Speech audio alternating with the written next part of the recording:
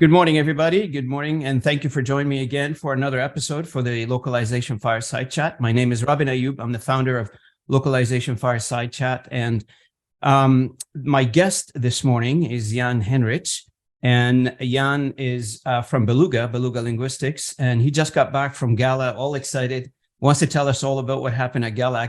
Actually, we saw the photos, but on LinkedIn, on a variety of social media, seems to be people having fun.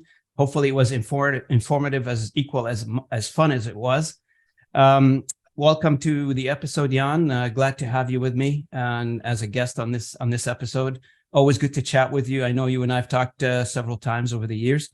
Always to get your perspective on our industry, on the topic of the hour, on what's concerning, where the opportunities are and where the challenges are. So before we get too deep into the conversation, if you don't mind, Jan, just do a little bit of an introduction for yourself. Tell the audience a little bit about yourself, your company, where you're located, etc.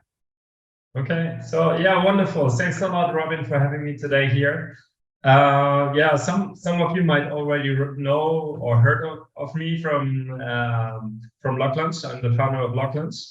This was a little side project I started 4 years ago, and today it's pretty vibrant, I would say. We had a wonderful LocLunch after party at GALA. 100 plus LocLunchers got together, and it was amazing. So our local ambassadors did a fantastic job.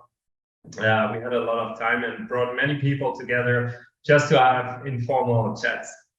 So apart from this little side project, I'm the CEO and founder of Beluga, which is a translation company. We're specialized in software localization, and started in 2004 my journey in the industry by accident, I would say. My brother started a social network.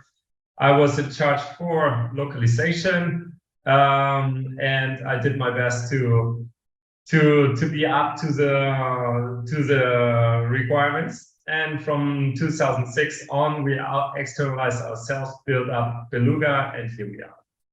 So where is Beluga located, and how big is Beluga in terms of either however you want to measure that? So now I know in our industry when you ask that question is a bit tricky, but for you, how do you measure that, and where are you located? I know you just moved to other cities. No problem. So the first question, where are we located, is a little bit more tricky, I think, because we founded the company in Madrid because my wife is from Madrid. I'm German. I'm from Hamburg, but the weather conditions just are clearly better in Madrid than in Hamburg. So it was an easy sell for her to bring me to Madrid. We started the business there. And our team is remote, 100%. So this means we are all, but me, in Spain. I'm right now in Lisbon, in Portugal, where we start our new endeavor for Beluga. Okay, excellent, great. So how was GALA, by the way? How was it?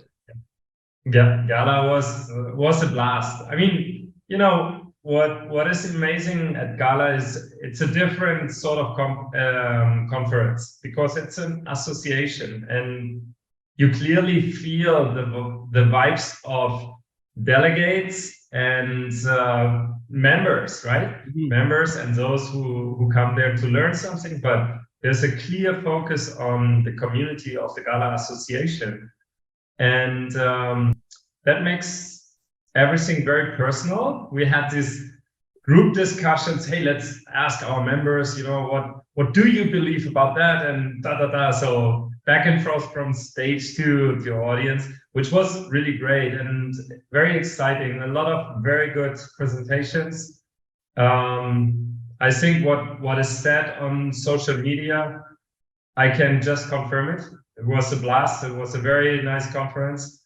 It was Dublin, the second largest European conference happening after the pandemic. So everybody came with a lot of power and we had 6 days. I was there 6 days. So forgive my voice.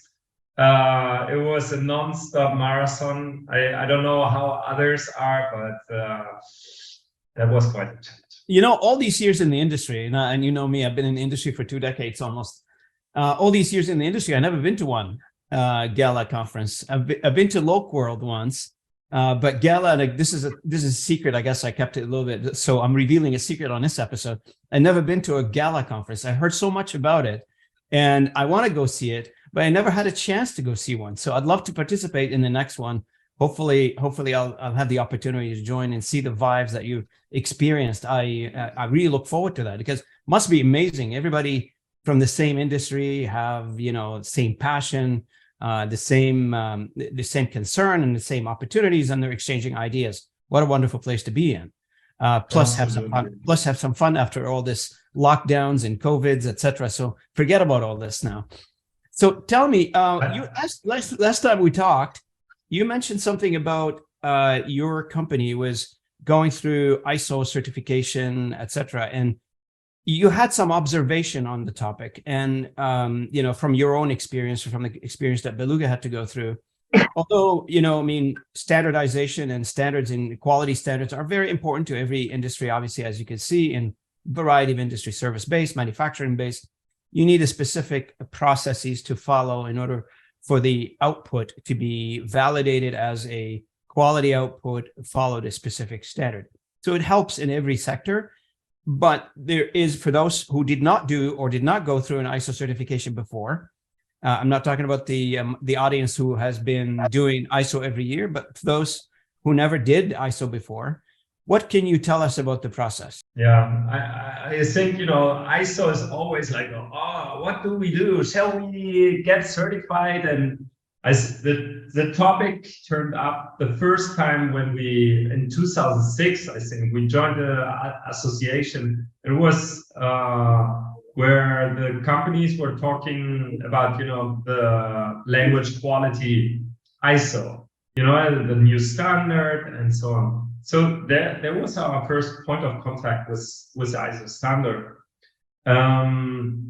What is ISO? So ISO, first of all, I think it's important to understand it's a framework on how do you approach certain things, how do you analyze, how do you plan, how do you get the feedback from that loop, and then how you improve on your findings. Mm-hmm. So this is the framework. Already with this, I think it's clear it's a mindset. So when you embrace ISO, you are entering in a structured way of understanding your business. Mm. So why did we do it? Why? So we are 9001 certified since 2018. And now we are in the process of the 27001. So we started with the 9000 because it is a form of getting organized. As a company, you asked me before, how big are we? We're now at 11 people. We're now growing to some 16 people. So business and operations is growing. We're sort of a small company for ISO certification, maybe. But our approach was, start early, get things structured, and overall in processes. And process thinking is at the very core of the ISO certifications. Now, this process thinking is at the core of enterprise building. You can't scale your business if you do not have processes. And these processes, you need to have processes to think about these processes, So this is where I felt it was very good for Beluga on a short and long term to get in the right thinking mood. So one of the, it's a common, I guess, to many people, we think automatically ISO is for a mega or large organization, etc. But from our conversation, it feels like ISO is not just for the large companies or for the small companies too. And it could be, when you set the processes for a small company, it could be also, the impetus, if you will, for growth is the push to grow, because now you have a standardized processes. It's a selling feature, I'm assuming. I guess in our industry, specifically in the localization industry, where, you've got, it's a mishmash of ways of doing things. There is no standardized way of doing things. Every company does different things in the way their customers' requirements or whatever the case may be. But ISO brings some sort of a framework to say, yes, I am saying I'm going to do X, Y, Z for Mr. Customer. I am doing them. This process, I'm assuming at the end of the year, it's audited process. So you can't just say, I'm going to do one thing and go turn around and do something else, because the process is going to get audited and it will show.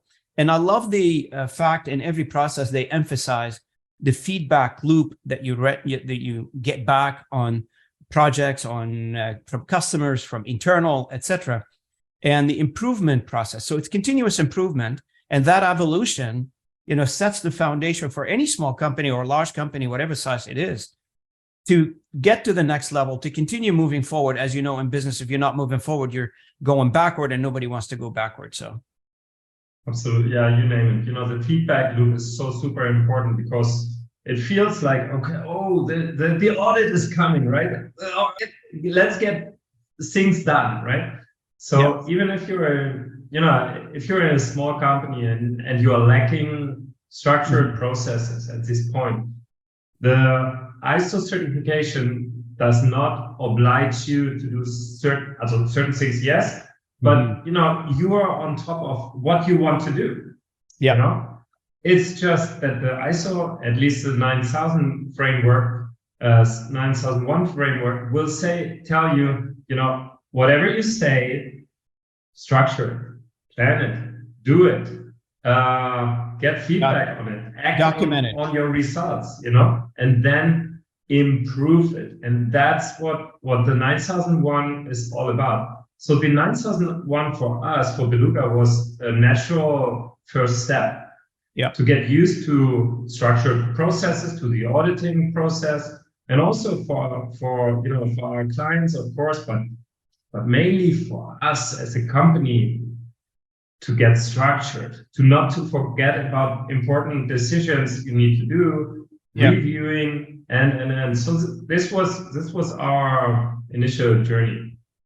So based on your experience, and I know a lot of customers, they issue RFPs and they issue requests for quoting, etc. And now I'm seeing more and more of requirements to have an ISO standard. So there is a huge purpose to have ISO standard from a documenting the process, making sure that people are, when you start growing an organization, when you're more than 2 or 3 employees, you need a bit of a way to regulate how you do things internally. But the other flip side to that is the customer side, where customers are, and correct me if I'm wrong, are more and more aware that they need to have a certain process in their requirements, a procedure in their requirements, and they're defaulting to ISO, obviously, right? So customers have many things in their RFP as a requirement for the services. But to summarize this, is they're putting ISO as a standard in their requirements to buy services from the localization industry. Am I correct with that? I would reply with another question. If you see how the sector has evolved in the last 20 years, for us in software, which is like getting very important in terms of global impact, digitalization and all this stuff. Now, think back 20 years. We were in 2003, 2004, and all the startups today, be it was Google, Facebook, Meta, and all these guys were just starting or not even have been founded, right? Facebook. That's right. So the world has changed massively. While at the beginning we had sort of pirate atmosphere out there with a lot of people who had maybe no idea at all. Young people running these companies Yeah. who have never in their lifetime touched internationalization in a serious way, like me, I was. Yeah.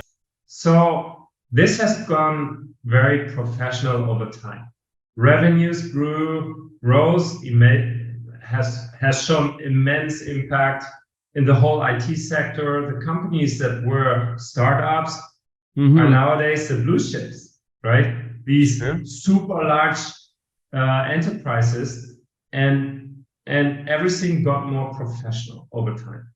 This is something, from your experience, from my experience, you might have seen. You're absolutely correct. I mean, the industry has gone through metamorphosis over the many decades, in the last 2 decades, many metamorphoses, because on various levels, on technology, on process, on the demand for the work, for the translation services, 30, 40, 50 years ago, if you go back in history, definitely there was not as much demand as it is right now. Even at the level of the content creation that was back then, a lot of this, the world was not as interconnected as we are today, and that's what drove the need for more services in the localization and translation industry.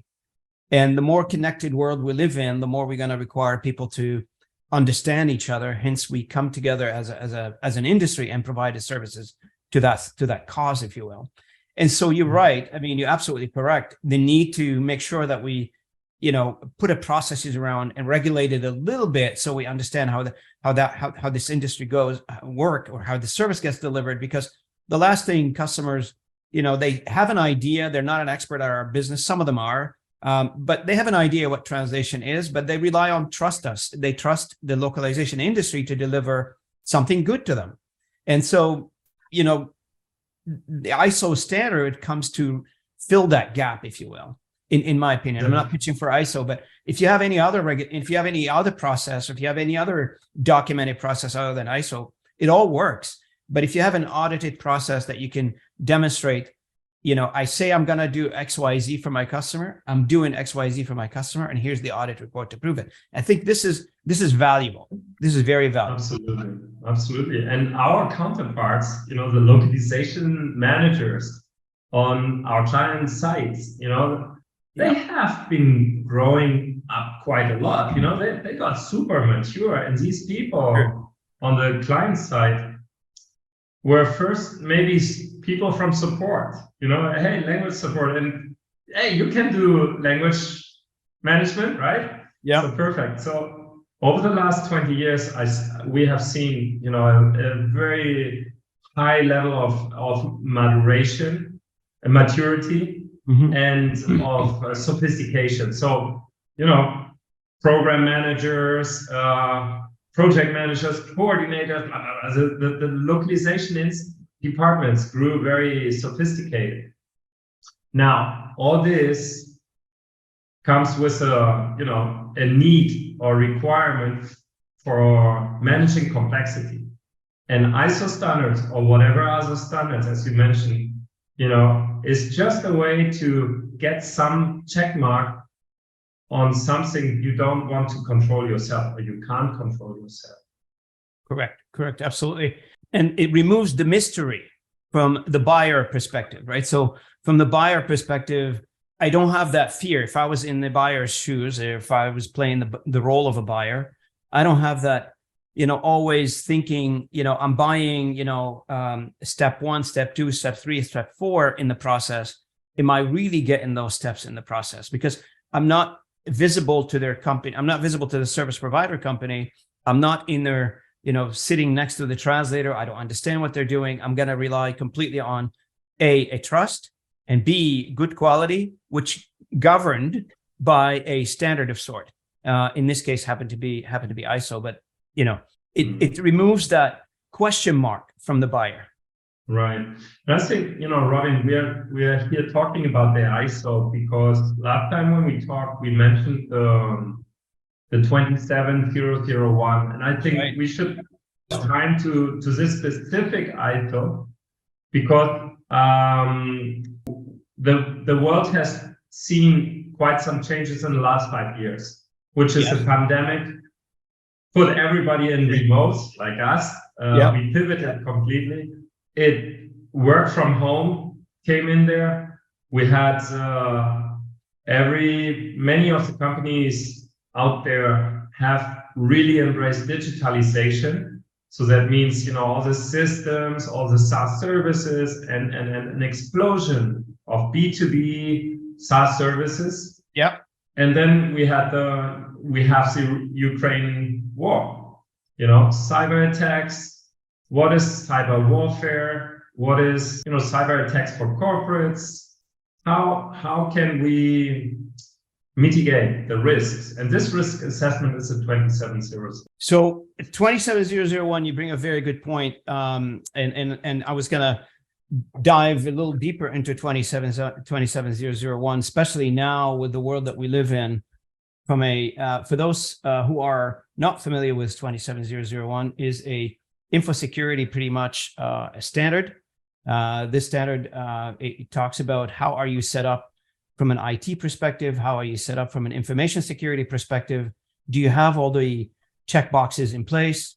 Do you have all the rules in place? Do you have all the procedure in place to ensure that the information you are being trusted with are securely either transmissioned or transited to the customer or kept on your databases? So it is quite the diligent process to go through, because you got to go through audits on your IT network, on your software, on your every piece of gear that you have in your network. Plus, if you're virtual or if you're running an on-premise IT solutions, all these information needs to be checked to the latest standard to make sure that you're following the appropriate procedures in place to contain any potential cyber attacks against your network. And we may think of ourselves like as a small company, and nobody knows about where I am, and nobody, hackers are not going to probably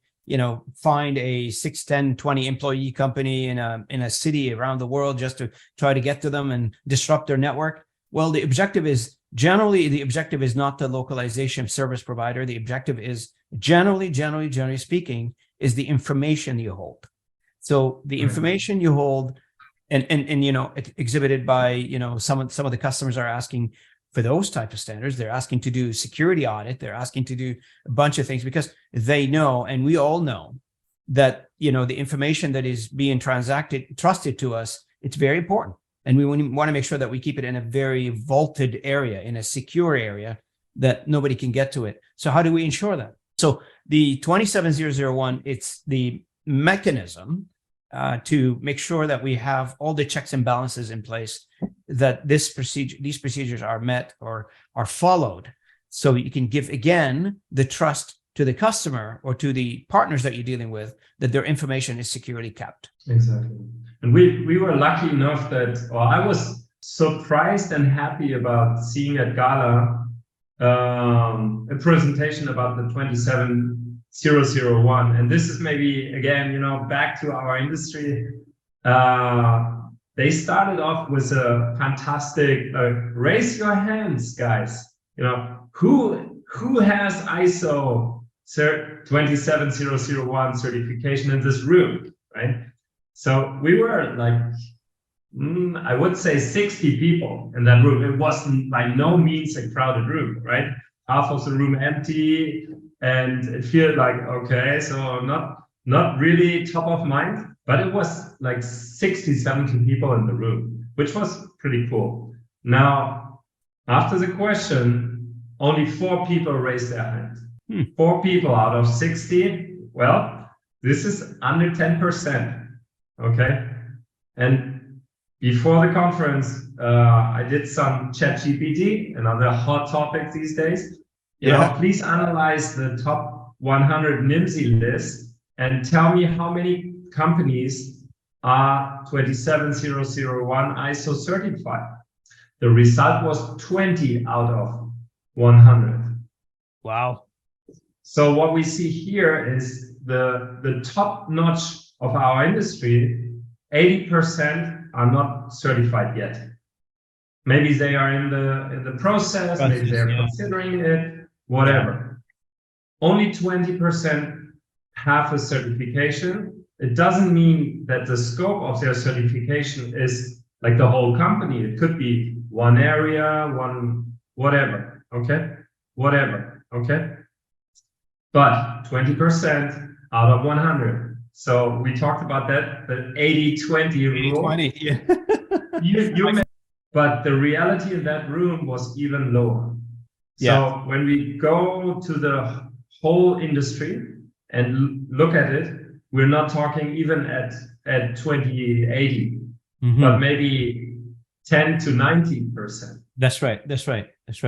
And as we continue moving forward and the world is not going to get less connected, it's going to get more connected, and the importance of these types of certification, and I'm sure there'll be other certification coming along, there would be very important in our business.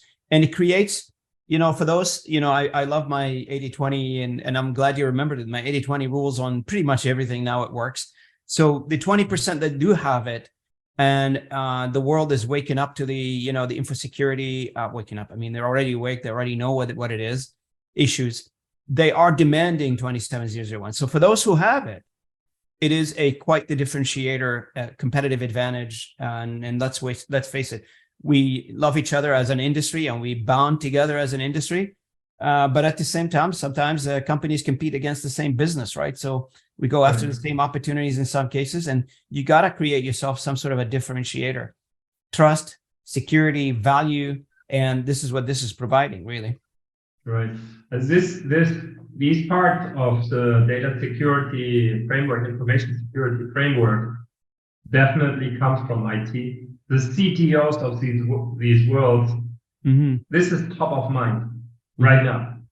So CEO, CTO, most of the companies out there, I mean, Fortune 500 and, all the software industry, they need to comply with these standards. Why? Because the top companies in the world are certified. Now, their MSAs, the contract work, the legal contract work, we need to sign. And this is how I came to the ISO certification, because I had no clue. Yeah. But suddenly in some of our, MSAs we have seen, it was like, okay, either you have a certification. Now, first of all, it was, if you do not have any sort of certification in this matter, it will be very hard to process, to start with, right? Okay. Then I have seen the same requirements in a lot of MSAs where it says, okay, either you have this, or you have to comply and explain all these controls. How do you do it? Now, it was obvious for us half a year ago. We started more or less half a year ago with our endeavor. It was obvious that, going one by one, again and again, through all this checkmark, that doesn't make sense. Yeah. As a business, it's a huge amount of time, energy, and, if you have a certification body that says, you are okay with all this, it's so hugely more effective for the buyer side to decide, okay, check mark, go for it. Show me some samples that I can prove that everything is good, but that's it. So that's why we embrace the standard. Yeah. And so, you've been at it for a while now. General question. What is your perspective on an IT structure that you have, let's say, on premise, like in your computer room somewhere, versus a virtualized IT structure? And what's the difference between going through the certification in both scenarios? Yeah. So as I mentioned earlier in our conversation, we are remote 100%. Yes. And we are a cloud-based company. That means we do not have any legacy systems. We have been working with TMS, online cloud versions of TMS, ever since. We have never owned, our servers where we have data. Software localization is certainly a very, very specific area where ongoing translation management or continuous localization, or however you want to call it, is like the first choice always. So that means that pure integration into the systems of our clients, they are connected to a TMS, a platform where we where we bring our human resource on top and where we manage the processes. So this is the basic idea that a world, and this is also true for the challenges we encountered with the 27, that the world before was all firewalls, server center, data centers, firewalls and routers, switches, all this stuff, right? Now, the 27 is built on that model. Now, our model in 2023 at latest, is fully cloud-based. Most of the time, you work with Google Cloud, you work with Asana, you work with Slack, you name it. In sales, HubSpot, Salesforce, blah, blah, blah. If you have on-premise instances, it's good, but the cons are so big. You're not getting updated.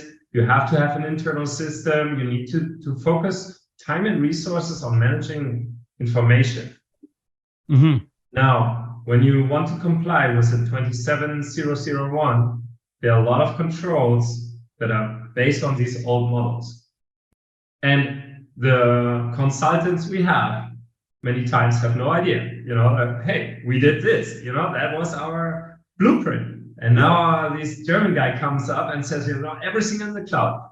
So, basically the risk assessment you have to do is, it's first of all, 27001 is not just IT. It's very important to understand that this is not about software. This is about how you manage information in your company and how do you make sure that you understand the risk involved with this information. Correct. And that is where we have been on a very interesting journey for some time now, and hopefully certify in 2 months. Or one and a half months, we have our audit, and to get the cloud into the framework. That is the big challenge. So what, this brings the topic of, we are living in a 27001, let's say supplier, vendor, those kinds of arrangements. Have you had I don't know if you had the discussion or not, but have you explored requiring your vendors to be 27001? So you mentioned that your software is cloud-based. So I'm assuming your vendor now needs to be, if they're not, maybe they are, to be 27001 to be compliant with the entire loop, if you will, of software users, that kind of thing. Yeah, that is the silver bullet. Yeah, that's right. You need to understand, where's the scope and how are our relations with our clients. Yeah. Who's responsible for what? Because the TMS, comes with the client. The client says, hey, Hinrichs, Beluga, whoever, this is the TMS we have chosen, and please work on this tool, right? That's right. Now, who accesses these tools are freelancer. We have under contract subcontractors of us. Now, but who controls the software is the client or is the TMS, and who is responsible to all the logs, all this stuff. This is where GALA triggered a few very interesting conversations again. Yeah.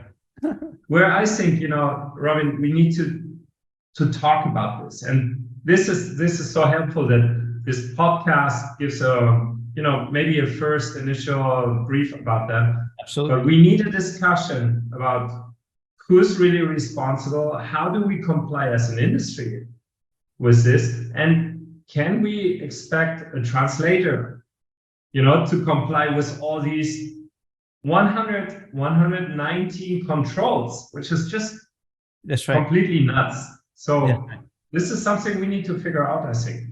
Yeah. So, you bring up a very valid point because, if you, let's say you're in a contractual obligation with a customer, that responsibility that you agreed at with the customer, it has to roll down to the various providers, software, people, etc. Are they willing to accept that? Are they willing to sign up to what the customer is asking for in certain cases? If we are using 27001 as the guide or as the benchmark, then it's pretty straightforward. We can ask the supplier, are you 27001 compliant? But you're right.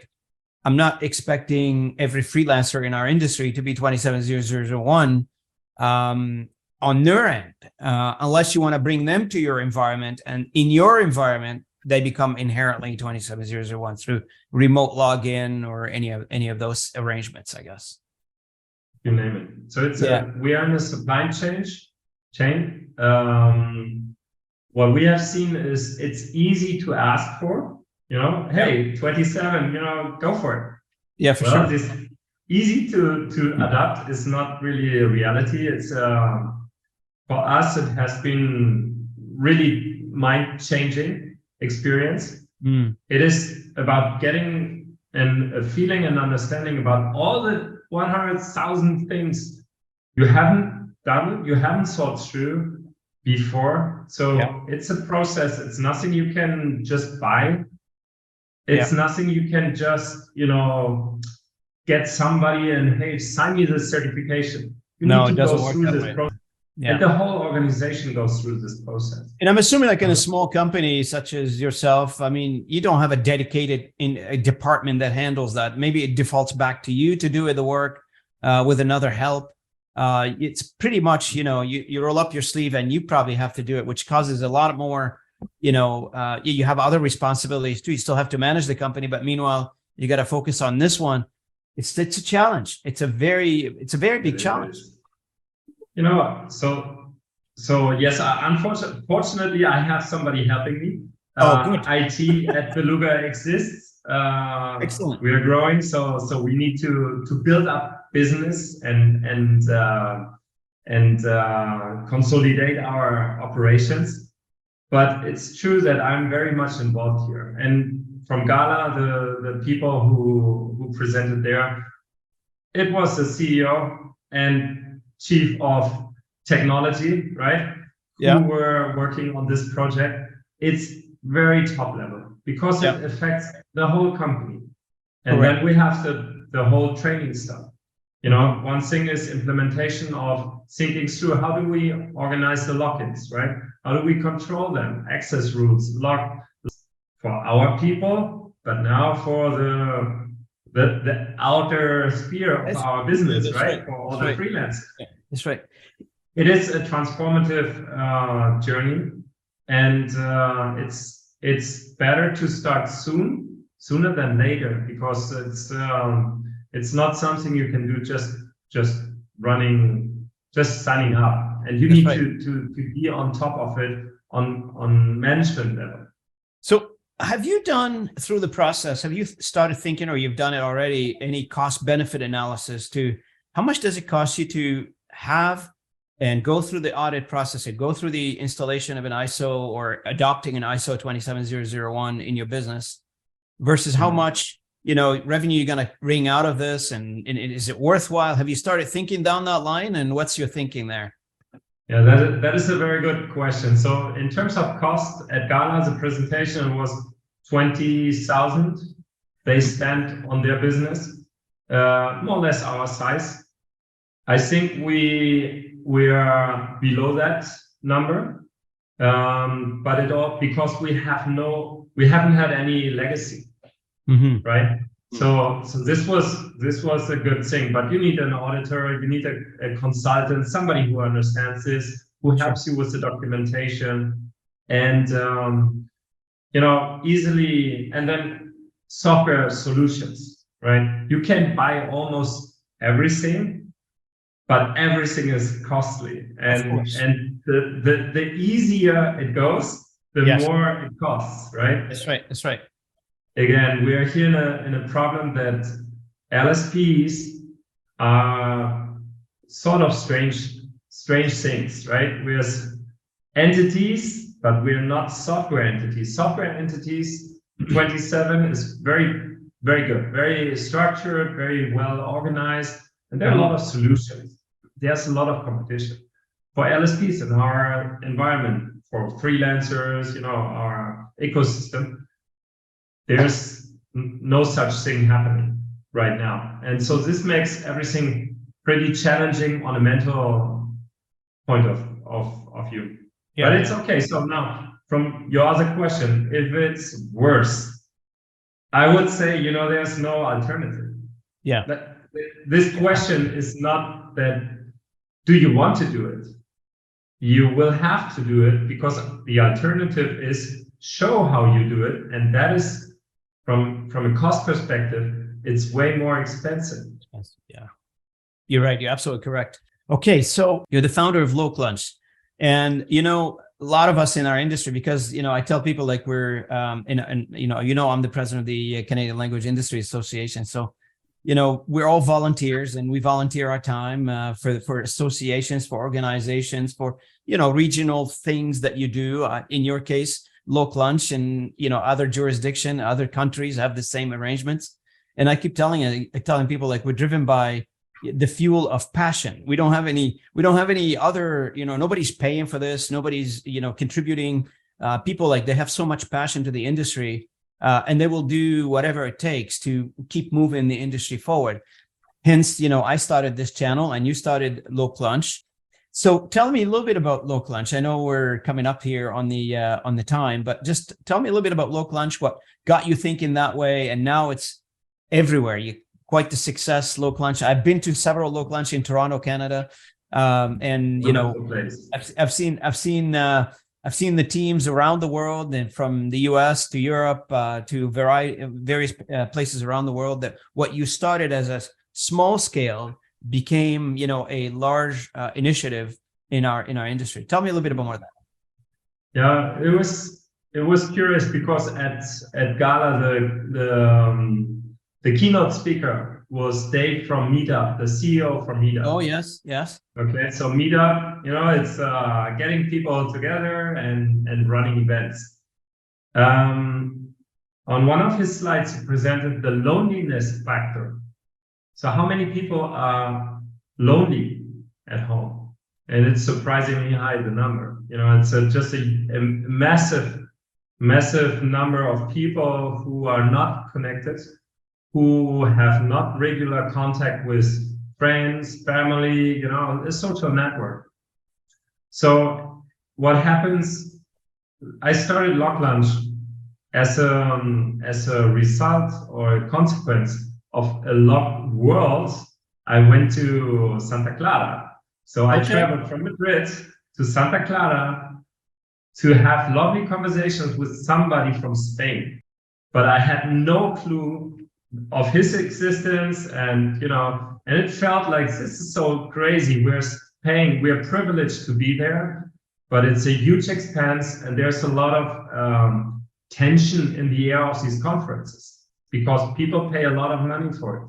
Mm-hmm. So expectations are high, and I felt this is not what we should have as an only resource to connect people. And thus, I started this LocLunch thing, and I it was an accident. I didn't knew anybody in Hamburg, my hometown, from the industry.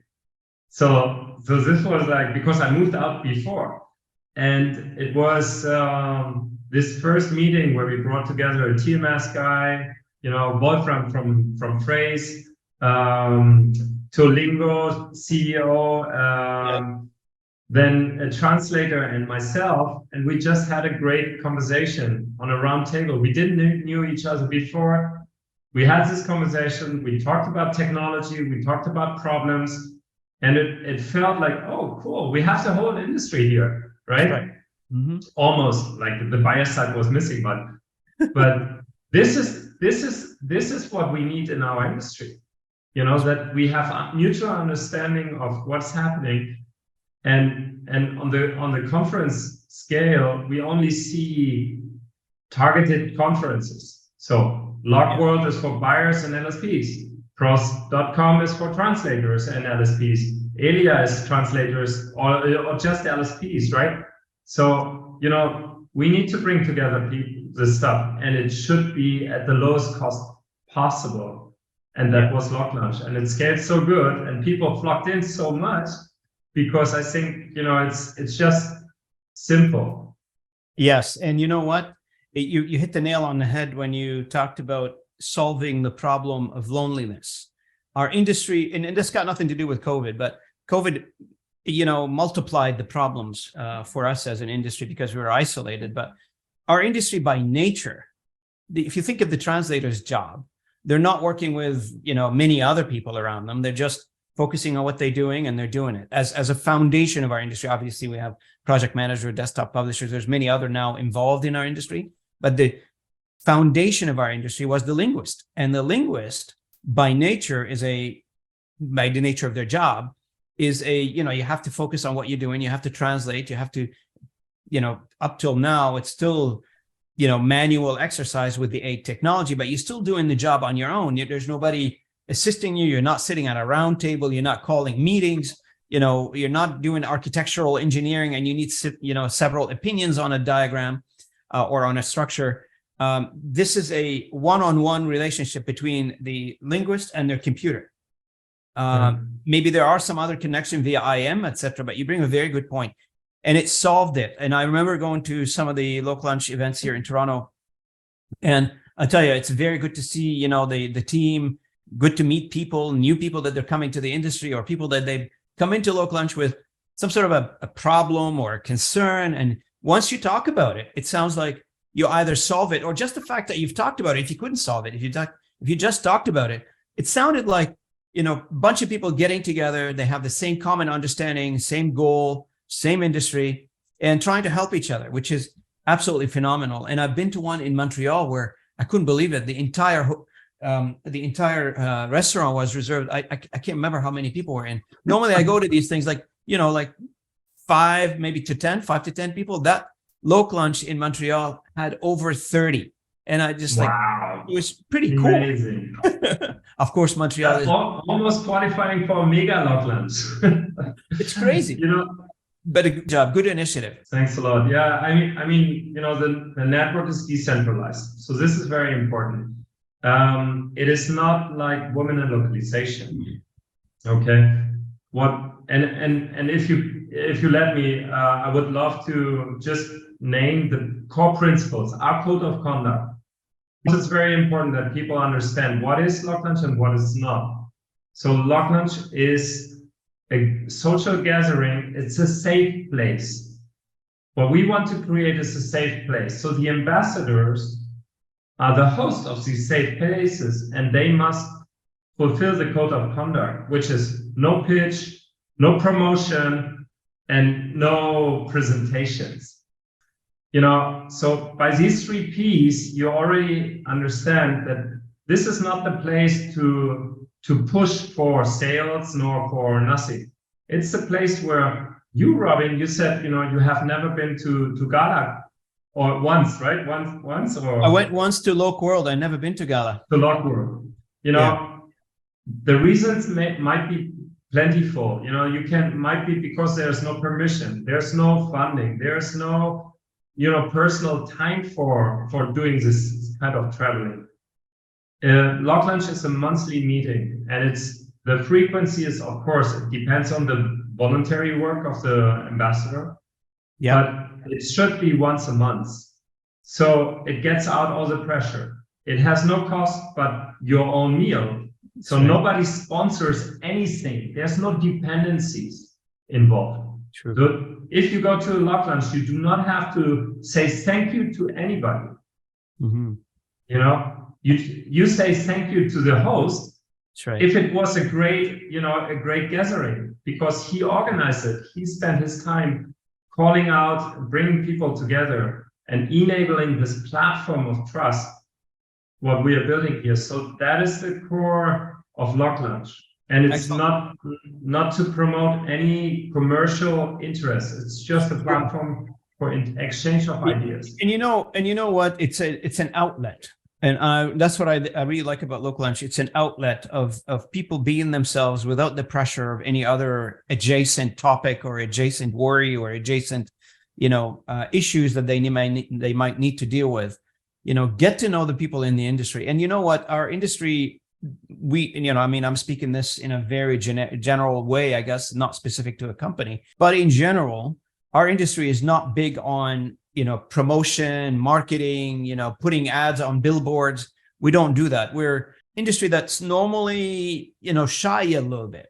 So, we're not, if you compare us to like the automotive industry, to the healthcare industry, to any other industries out there, we're sort of like, we promote ourselves within the industry, and we do the odd promotion outside, social media, etc. But you're not going to see ads on television. You're not going to see, I haven't seen any unless somebody proves me wrong after this episode. Super Bowl. I'm not going to see a Super Bowl, big commercial for one of our companies in the industry. Less likely. And again, having an outlet where people can express their views, as you said, no sales pitches, no commercial reason, nothing. And people may choose to present whatever topic is on their mind, as long as nobody's pressuring anybody. Yeah. So the thing is, if you're working for a on a buyer side in a language department, your chances to go to LocWorld are what? 10%, maybe? Maybe. Depending on your visibility and so on. Right. But normally these companies just do not let you go. Yeah. So basically you're completely alone. So you can go to webinars and all this stuff, but webinars are a few to many communication. Few to many. So we have always we know who are the public faces in our industry, and we know their opinions, and there are plenty of outlets for that. Sure. Now, LocLunch, and our aim of LocLunch is to get many conversations going. Correct. And it's really about, what has the individual to say, what is in their mind, what are their reflections. It's not about what I like to say, Koryphäen. In Germany, you say Koryphäen, which is like the experts. That's right. Expert telling creates a lot of silent people. That's right. And this is not good for mental health. So if you are on the expert level, your ego is constantly challenged to be more visible, more of everything, right? Yeah. You got to learn to tone it down. Yeah, and if you're on the other side of the boat, you're on the silent side, then you feel like diminished. You feel small because nobody asked you to be on such a great podcast like yours. Nobody asked you to your opinion. You have no voice. Sure. And I think this is something not only in our industry but in general, our societies, especially the Western ones, are very expert driven, and let's look up to the leader guy, and so we gotta bring people out of their shells, bring them out of their loneliness, if they are lonely, if they're not, if they just want to express their views, etc.